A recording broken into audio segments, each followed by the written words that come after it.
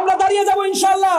কোন আধিপত্যবাদ, কোন সন্ত্রাস, কোন চাঁদাবাজ, কোন মতলববাজ আর মাদকের ব্যবসায়ীকে আগামীর নিরাপদ বাংলাদেশের অংশীদারিত্ব আমরা দেব না ইনশাআল্লাহ। সালেম যখন পতন হয়, সেই পতনের রাস্তা সে নিজেই তৈরি করে, অন্য কেউ তার রাস্তা তৈরি করে দেয়। এরা নব্য জালেমে পরিণত হয়েছে। এতদিন মাজলুম ছিল, তার নেতা ছিল বিদেশে, বিদেশ ঘুরে নেতা, সে অনলাইনে যখন সব কার্যক্রম পরিচালনা করত, মরার ভয়ে দেশে আসে না, নিজের মায়ের মৃত্যু কাছাকাছি চলে আসছে, অসুস্থ অবস্থায়, চরম অসুস্থ অবস্থায় ভেন্টিলেশনে আছে, তখন সে স্ট্যাটাস দেয় বাংলাদেশে আসা আমার একার উপরে নির্ভর করে না। তো বাংলাদেশে আসা কার উপরে নির্ভর করে? ইন্টারিম গভর্নমেন্টকে তো থোড়াসাই কেয়ার করো তুমি।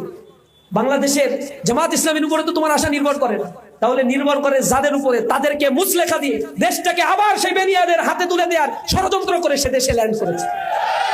তাদের বিরুদ্ধে দেখবেন কোনো কথা নাই, আওয়ামী লীগের বিরুদ্ধে কথা নাই, আধিপত্যবাদের বিরুদ্ধে কথা নাই, কথা এনায় বেনায় বলে।